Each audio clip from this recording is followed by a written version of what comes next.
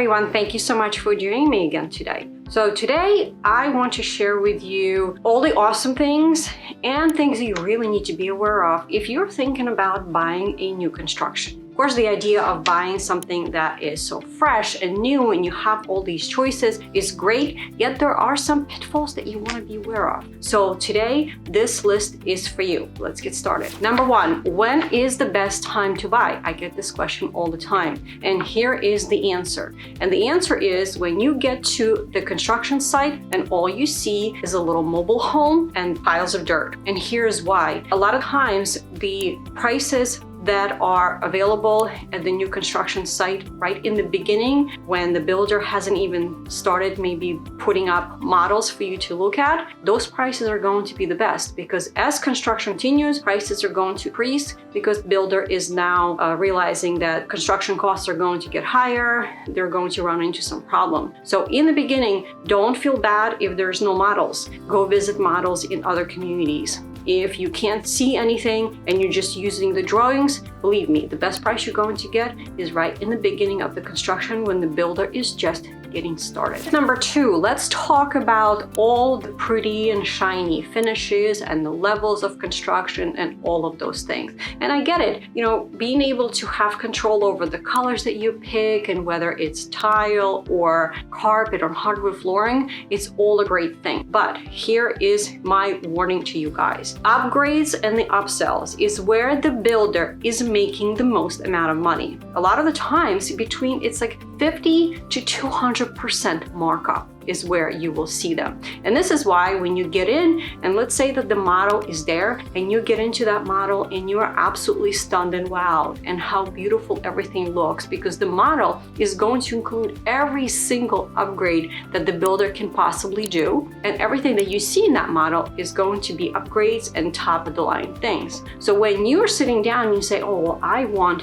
that color of flooring and I want that granite, the salesperson is going to tell you, well, yeah, this is an upgrade and this is going to be level 3 and this is how much more it's going to cost you. So levels 1 through 3, 4, 5, and 10 is where you're going to probably see a sticker shock. So be aware. Level 1 is what you're going to see is take that smile off your face because it's going to be builders level, builders quality, and a lot of that looks like nobody wants it, right? And the goal for the builder is for you to go ahead and upgrade everything that you possibly can because you've seen that model and you fell in love with those finishes, touches, and colors. So the best way for you to save money, as much as you may not like it, is go ahead and get that level 1 builder's grade and then update and upgrade later on after your house is built and after you purchase it. So here is where you need to be strategic about what you're spending money on and what you're not spending money on. Think about structural versus cosmetic. Do not upgrade carpet. If you have choices between floors or doing carpet, definitely price out the engineered or hardwood floor with a contractor on the outside. I guarantee you the price of that contractor's quote is going to be a lot less than what the builder is quoting you. Don't upgrade your granite, don't upgrade your vanity countertops. Go with this standard level 1. In terms of electrical, this is where you definitely want to have all the electrical done for you, but don't have them put in the light fixtures and don't get any upgrades because as long as the wiring is done, you can get everything that you're looking for later down the road after you buy the home. So when we were talking about cosmetic versus structural, this is where it's super important for you to understand that when you are thinking structural and you'd say you want to get that sunroom or you want to make your living room bigger, if you are doing this for space, then absolutely go get it. If you're doing this for more aesthetic or look, then don't, because it's not going to be worth the money that you are investing in what the builder is going to charge you. The most important thing to remember is when you are building, focus on the space and the box that you're building, because it's easy for the builder to make the adjustments when they're originally pouring the foundation and they're doing the framing and doing all the structural work. And then later on down the road, let's say you say, you know what, I'm running out of space. It's going to be a lot more expensive for you to do the addition where the property taxes also go up. So you're opening up a can of worm by doing the addition later on versus doing it right in the beginning. So this is where you should be focusing on spending money, is the structural and overall space of the home that you're buying.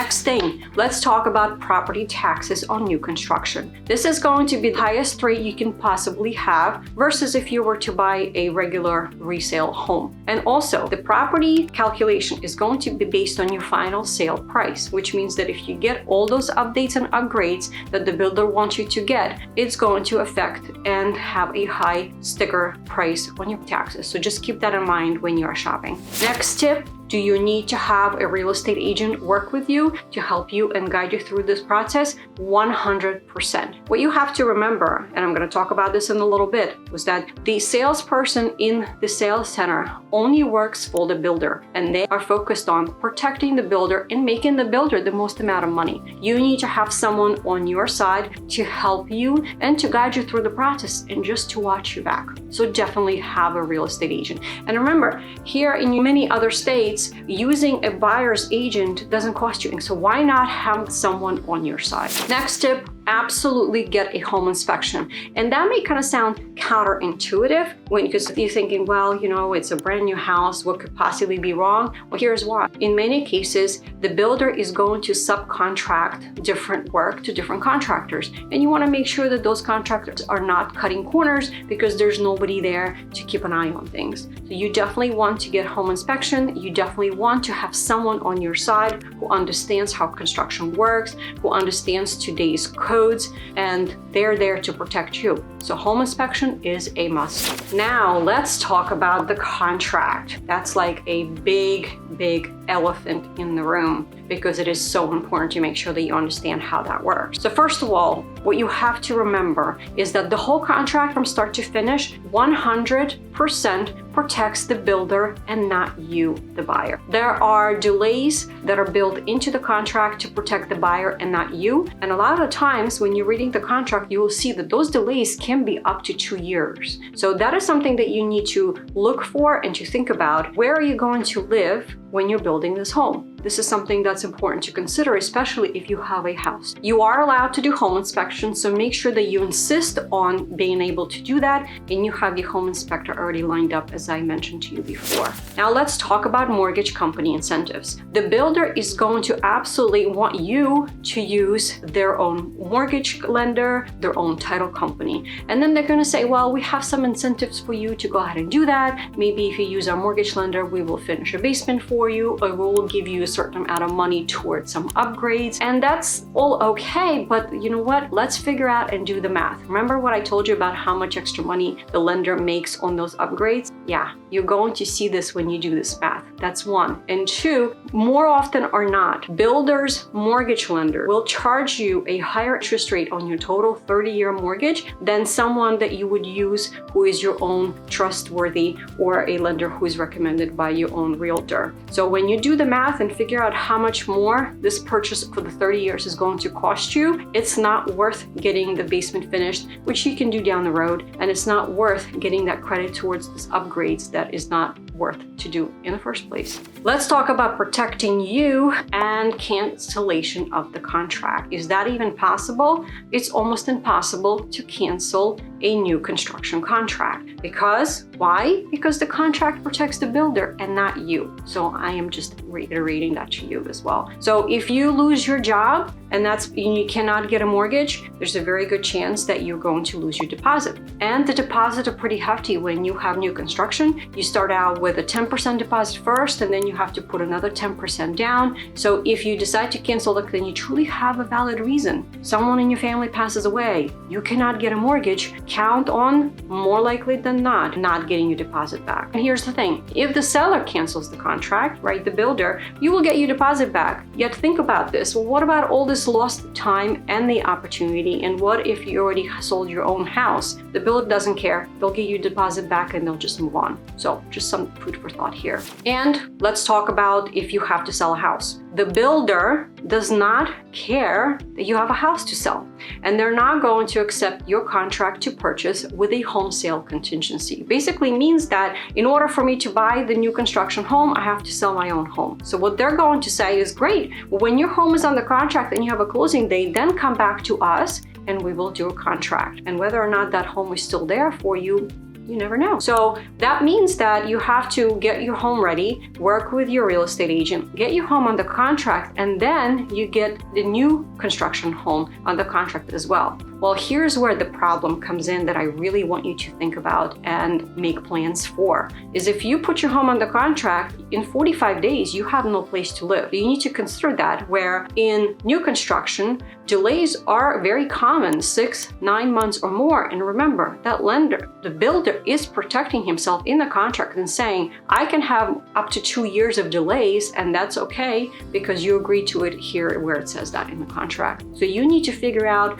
and make contingency plan on where are you going to live while you have sold your own home and you're waiting for your new home to be finished by the builder. How much time do you have to cancel the contract? So this is extremely important for you to read and make sure, because some of these things do vary, whether you're using a big national builder or you're using someone local. I found that some local builders are a little bit more friendly and realistic, where national builders don't care because this is what it is, take it or leave it. So if you signed a contract, sometimes it may take a week or 2 weeks for the builder to actually sign on their end. This is your opportunity. If and while the contract is not signed by the builder, if you want to change your mind and walk away, this is the time to do it. Second part is, a lot of the times it's in the contract, you have 7 days after the builder signed it for you to cancel your contract. So definitely take a look at that term. And the last option is when the builder provides you with HOA documents to review. If you're not happy with what those documents state, you can potentially cancel the contract if your community is going to have HOA. Definitely read those rules, because just in case you get cold feet or something changes,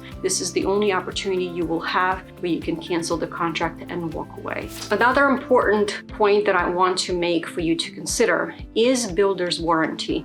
It's all great while it's still in force, and typically the builder is going to give you a 1-year builder's warranty that comes in the effect the day after the settlement. Yet, if you think about it, how many things do actually break within 12 months of new construction? And yeah, you might have some cracks and nail pops and these things, little things that are cosmetic, yet I can assure you that most of the things are starting to fall apart, especially if new builder is using subcontractors and they don't do a good job. Things are going to start to fall apart month 13 and going forward. That is just the typical thing. So what I recommend to you is that when the closing takes place, make sure that you get all of the warranties transferred into your name for major items. Think like roof, your heating and air conditioning, windows, siding, anything that is a big ticket item. Make sure that you have those warranties transferred and make sure that you have that in writing, because a lot of the times for warranty to be valid, you need to have proof of purchase. If you don't have that receipt,